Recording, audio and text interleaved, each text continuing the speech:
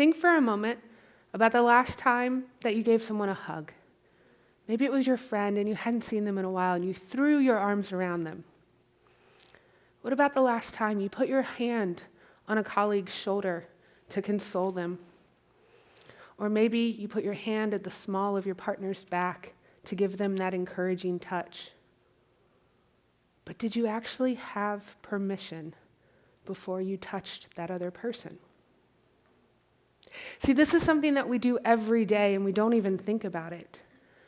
But these little violations of each other's consent is actually how we establish baselines for breaking each other's consent in much larger ways. I noticed that this was something that was prevalent in my own life, and I was really frustrated with how we weren't talking about it, how no one was saying, wait, this might be a problem, especially in the scale of movements like Me Too and Time's Up. Why weren't we talking about how we failed to do this in the most minute ways? My frustration grew so intense that I actually decided to go get a doctoral degree researching why we do this. But my story actually starts long before I was ever a Ph.D. student. You see, my story starts several years ago, sitting in my office, working away at my computer, behind on too many projects to count, with too many more coming down the pipeline. And I heard a really timid knock at my door. I looked up and saw one of my staff members standing there. I didn't even fully acknowledge her. I simply did one of those, come on in, kind of nods. She walked in, and I'm still paying attention to my computer and not her. And I look up and say, what's wrong? What's going on? Why are you here? She starts to explain to me that the project that she's leading isn't going well. The staff members she's working with aren't delivering on their jobs. They're being combative. She's not enjoying it. I remember in that moment thinking, why is this my problem? Just go do your work. I remember being angry, but not because my staff member wasn't happy. I was angry because she was taking up my valuable time. I gave her some weak condolences and said, I'm always here to help. My door is always open. Now please leave. That night I went to therapy and I was talking to my therapist about this because it really was weighing on me. My therapist listens to my entire story and then has a response somewhere along the lines of, it sounds like you did everything appropriate. In that moment, not the words I wanted to hear. Because was I really doing everything appropriate? Is that really all we expect of our leaders? Is a slap on the back and a go get 'em again? Did I really have no responsibility for the fact that a staff member who reported to me sat across from me at my desk and cried because she was so unhappy with the project she was working on? I couldn't bring myself to believe that I didn't have any responsibility in that interaction. Then I realized why. There's something that not a lot of people know about me, or at least very few people knew before I started down the path that's ultimately led to this stage. I identify as a kinky person. And what that means is that I'm a practitioner of BDSM. If you're not familiar, BDSM is the practice of bondage and discipline, dominance and submission, and sadism and masochism. If you're still not following what I'm saying, imagine a dominatrix holding a whip, and we're probably on the same page, okay? Now, I lived that life only within the shadows that provided privacy and protection, because there's an incredible amount of judgment about this taboo community. But within the privacy and protection of the shadows, I was a totally different person. I was an active member of a community that practiced consent on a daily basis in every single interaction with each other. I was part of a community that not only required the use of the word no, but actively drove and had nuanced conversations until we got to know, until we fully understood all the reasons behind no. But in my day-to-day life, I was not that same person. I inherently did not create safe space. So I started to think about this more and more. How could I transfer knowledge between these two communities? Because I'm not okay watching my staff members cry, but yet if you walk around a BDSM dungeon, you'll see lots of tears. Those were okay with me because they were consensual. They had been negotiated, they had been explored, they had been agreed to. I realize most of you have probably never stepped foot inside of a dungeon. Many more of you probably never will. But that doesn't mean you can't understand the idea of consensual pain.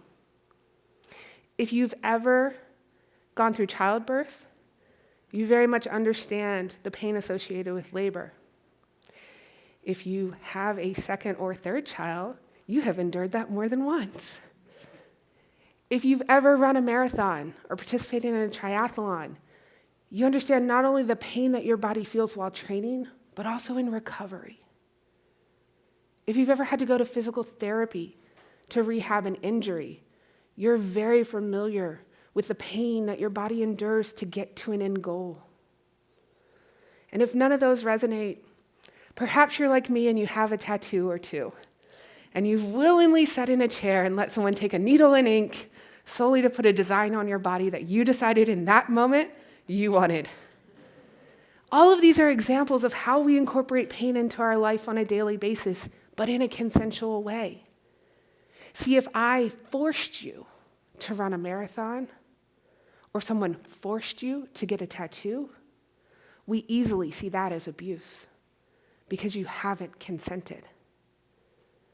That was the dilemma that was going through my mind, that this single issue of consent really should be driving every conversation I was having. Because at the end of the day, back in that office with my employee crying, I was the abuser. I wasn't hearing her no. I wasn't hearing her limits. I wasn't honoring her safe space. If that seems a little extreme, change the subject matter from working on a project to sex. And let me say that same thing again. I didn't stop when she said no. I didn't stop when she said she wasn't happy. It's a little bit more tangible of how that's abusive behavior. So in my aha moment, in my epiphany in life, I'm not okay with the person I see in the mirror. I'm the perpetrator. I'm the one setting up and condoning this abusive behavior. It took me a while to work through that. Those aren't easy things to say to yourself while you're looking in the mirror. We have a culture that tells us all of these things are okay under the guise of professional leaders and business and money and profit. But when I did work through them, it changed my life forever. When I started to realize that there was knowledge that existed in this community of BDSM that I could easily transfer to my corporate world, I knew I had to go down that path. So I started out on my doctoral research, understanding exactly what ways I could transfer this knowledge back and forth between these two communities. In the BDSM world, if you're going to play with someone, two people come together and they discuss exactly how they're going to interact. We're going to do this thing for this long in this way. I started to talk to my employees in that same manner. What projects do you want to work on? Who do you want to work with? What pieces do you want to own? And what I realized is by asking my team members to identify what they wanted to work on, they were also identifying what they didn't want to work on, but in a way that felt really safe because they never had to verbalize it. And not having to verbalize what makes us uncomfortable feels really good for us. So we continued down this path of mutual respect where we each work through what it is we want and what we don't want. We're equals in this conversation. And there's no lackluster agreement. I no longer accept shrugs of, yeah, okay, whatever. We work on yes and no. And those have become the only two acceptable responses in my office. When we pushed to get a no, I expected that I would hear no much more frequently. But that wasn't the case. See, this amazing thing happens when we create safe space for each other. And instead of saying no, I suddenly feel brave and I'm willing to be vulnerable. And instead what I do is find all the possible ways to yes. So what I got out of my employees were more engaged staff members that were putting out better work and working more diligently and thoughtfully to find the yeses in life. Because ultimately, when there was a no, they knew I would honor their safe space. I would hold that space for them. I would step in, work on their behalf for whatever the project was, and circle back and made sure that they felt good about the end results. That's the power of consent. When I first started explaining this to my friends, I often use food as the example. One, because everybody can relate, but mostly because consent is not inherently sexual or intimate in nature. Second, because it's something we have to incorporate daily. And third, because it's not always pleasurable. Sometimes we have to eat the thing we don't want because it's healthy and our body needs it.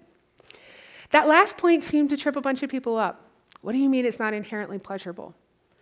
When's the last time you went to the DMV or had to go get a medical exam? You openly consented to go do those things. You willingly signed up even though you didn't enjoy them. If you've ever organized a group lunch, you're very aware of what consent looks like.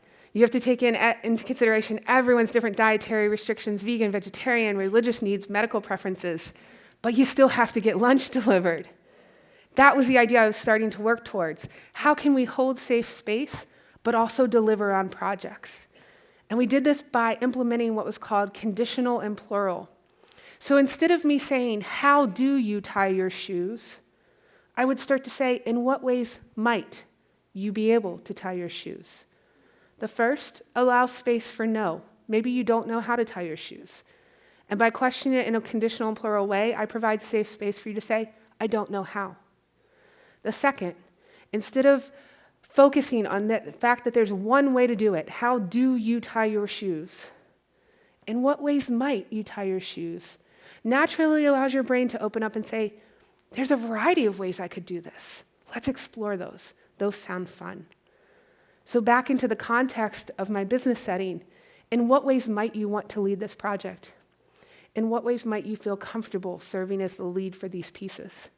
I started again to get those more nuanced responses of, this is what feels good. And every time I get, this is what feels good, I simultaneously get, this is what I don't want to do. And I'm able to create safe space. Now, the way this plays out in that food example is, I love food. I'm a huge foodie. I'll go to eat with you wherever you want, whenever you want. The exception to that rule is do not ask me to go to the Cheesecake Factory with you at 7 o'clock on a Friday night and wait for 2 hours to eat. I'm not going to be good company. So what I would say in the goal of moving forward to finish our project, because I want to have dinner with you, we're friends, I want to share that time with you, I would say, are you comfortable going and putting our name on the list and letting me know how long the wait is, and I'll meet you later? Would it be okay with you if perhaps we sit at the bar or the patio where the wait would be shorter? Are there any other restaurants that you might be open to that perhaps take reservations and we wouldn't have to wait? Again, simply changing the way that I talk and I speak allowed me to create safe space for those around me. It signaled to everyone that I was working with that I was open to hearing the word no. So I mentioned that as my employees started doing this, they got better and better results. They got more engaged. They were self-reporting higher levels of engagement and satisfaction. The teams we worked with were ranking our work with higher levels of performance, saying that we were putting out better work faster than we ever had before. Simply by asking each person on my team to set and hold their own boundaries. It's pretty impactful stuff. See, when I created safe space, they flourished. When they could say no without any repercussions, they truly explored what they were capable of. So my question to you is this. Do you create safe space to hear the word no? Can people around you tell you no without any repercussions? Do you respond the same way to a no from your employees that you would from your spouse? Do you encourage your children to set their own healthy limits and tell you no, or do you expect them to fall in line? See, it wasn't until I found the power in being vulnerable to those around me and allowing them to tell me no and hold their own limits that I truly flourished as a leader. Because those are incredibly powerful questions, and they became the most important questions in my life. So if you're willing, if you can be vulnerable, if you can be brave, if you can be courageous, I would ask you to explore the power of that one little word, no. Thank you.